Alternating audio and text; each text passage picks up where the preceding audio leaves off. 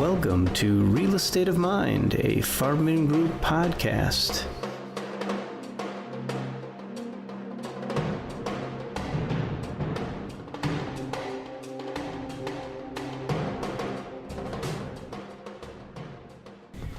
Welcome to another edition of Real Estate of Mind. This is Andy Gutman for the Farbman Group, and I'm joined here today by Matthew Rykulski. Matthew's with Merrill Lynch, and we are here today talking about an upcoming Farbman Group C-Series on business succession planning. Now that C-Series is being held Wednesday, May 22nd. We're having breakfast. It's available at 8:30 a.m. We are being joined that day by all the tenants of Oakland Commons. We're in the Oakland Commons newly built Class A Conference Center, which is an amazing place. Just being there for the conference center alone is exciting, but the information that you will get from our friends at Merrill Lynch is going to make that morning explosive.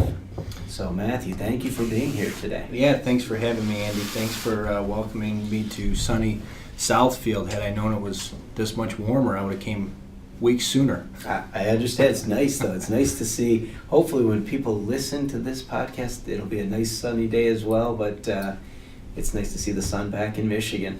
Absolutely. Matthew, you've got this great session coming up. Tell me why it's valuable for people to attend it, and for people out there who aren't familiar with you and your organization. Tell us a little bit about you. Yeah, thanks, Andy. So, really, the importance of business succession planning is something that I think all small business owners think about and oftentimes wrestle with, but never really put a pen to a paper. And I think that it's incredibly important. We all work extremely hard and put a lot of our blood, sweat, and tears into our own respective trades, and it deserves some attention. My business partner, Michael Sharber, who is unfortunately not here today because he and his wife had their second child yesterday. So that's very exciting. It is exciting. Baby boy, second baby boy. So you'd be hearing from him today, so you can thank the baby boy for that, and now you get me, unfortunately. So, but it's important. Mike's got a unique background, and I think this is why we kind of started down this endeavor. He was in a prior life started his own tech company and very successfully grew that to where it is today. And so really he provides a very unique background, sitting on both sides of the table, having sat in the chair of what do you do?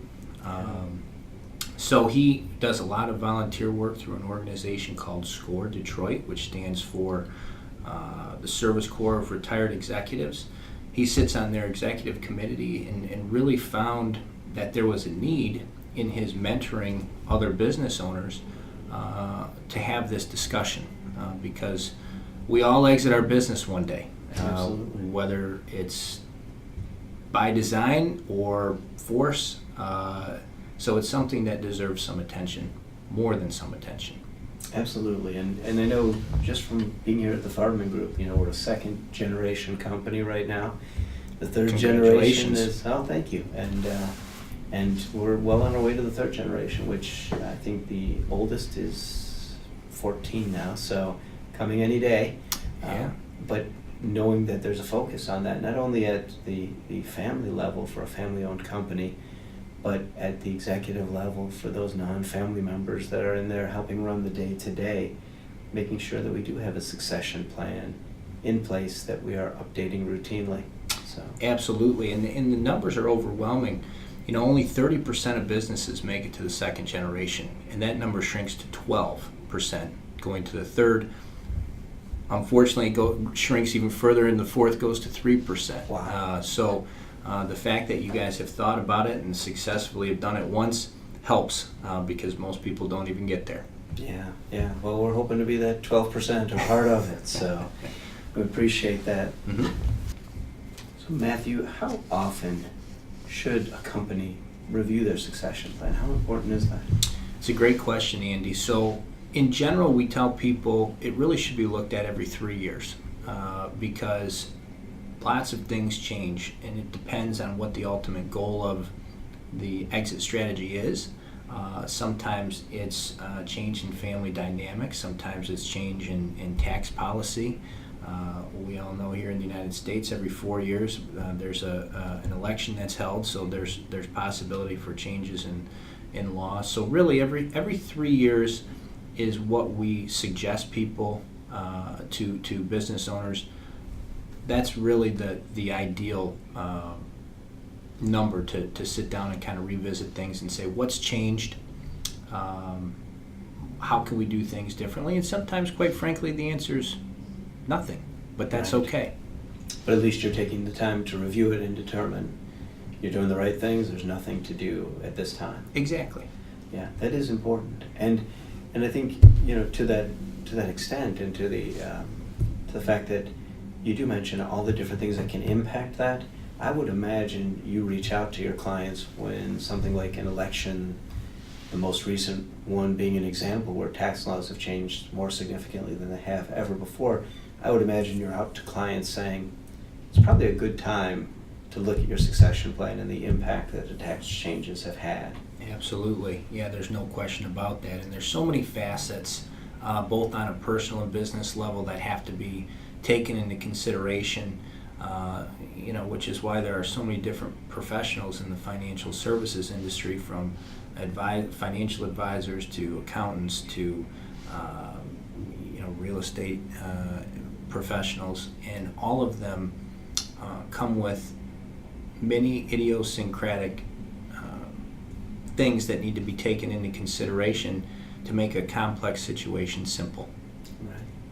And we do see that from the commercial real estate side, the complexity and sometimes lack of planning that goes on with real estate.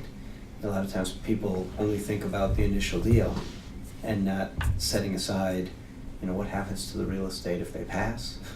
We see that a lot, and we spend a lot of time with our clients making sure that they are focused on not only today's value of the real estate, but what happens, what are you doing to ensure the transfer and the smooth transfer to the next generation if something should occur, or simply how are you going to deal with that? Have you thought that through? Sometimes that's going into a deal, sometimes that's while they're already in a deal and they've already signed off on the transaction in its pure state. So That's right. There's always some thoughtfulness that needs to go into every aspect of what they do. So can you give us some ways that you can exit a business? Sure. So there's the idea of selling it to an outside buyer, which I think is what we all think of when we talk about selling or exiting a business. But there's other ways as well. You could sell it to the employees through a stock ESOP or employee stock option plan, gifting it to a family member, or transferring it to another generation, as we had mentioned earlier. A management buyout sometimes is something to consider when you've got people that have been here for a period of time and maybe don't have a family member that's necessarily interested. Oftentimes the bench is deep in management, that they know the business and industry. And then there's the kind of, the biggest thing that oftentimes, at least in my world, happens is companies go public. Doesn't happen it's not a usual thing for most, but it does happen. And the worst thing, quite honestly, is to liquidate. That is an option, but unfortunately, when business succession planning doesn't occur, that forced liquidation happens more oftentimes than not. And there's a lot of value that gets left behind and left on the table as a result. So those are really the 6 different ways. There's pros and cons to all of them. It's just a matter of what works best in your particular situation, and talking through that with some people that you can trust. It's great, and sounds like you're one of those people that is a trusted advisor to many. I'd like to think so. That's great. Well, look, Matthew, I don't want to give away all your secrets because we've got a great event coming up. Again, Wednesday, May 22nd, Oakland Commons, which is at 20750 Civic Center Drive in Southfield, Michigan. It's 8:30 a.m. I know we've got a great breakfast, but that's not the reason for people to come. It's going to be a fantastic event with a tremendous amount of education that's coming in there. And so we look forward to seeing everybody at this event. I've had the pleasure this morning of talking to Matthew Rykulski at Merrill Lynch. Matthew, if people want to get a hold of you, have questions, because you've given them some things to think about, how do they get in touch with you and your organization, you and Michael? And give us a website, an email, a phone number. Yeah, sure. So the easiest way to get a hold of us is to call us or email us. My direct phone number is 248-475-1041. Our office is located in Auburn Hills, Michigan, very close to Oakland University.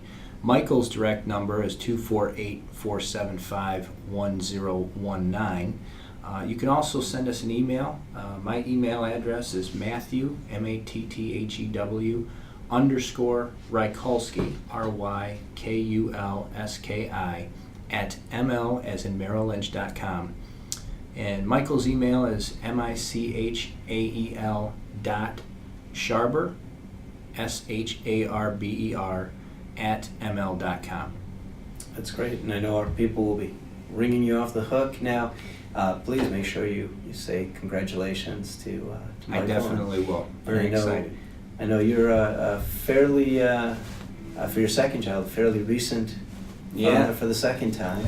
I warned him about the sleepless nights that are happening. I spoke to him on the way in, and I asked him, so how was the night in the hospital? About an hour and a half of sleep, and he was on his way to get coffee. Yeah. But you guys timed it so you're both going to be lacking sleep. So is there anyone who's going to be well rested at your office? We are going to bring one other person with us, a gentleman by the name of Tim Thomas, who at the firm is our structured lending specialist, and will also add some great value to the conversation next week for sure. I think that'll be fun, and for you guys, we'll make sure the coffee is ready and Please. hot, and we congratulate you both. That's wonderful stuff. Thank you, Andy. Thanks for being here. You're welcome. For Real Estate of Mind, this is Andy Gutman and Matthew Rykulski. Have a great day. Join us next time for another wonderful edition of Real Estate of Mind, a Farbman Group podcast.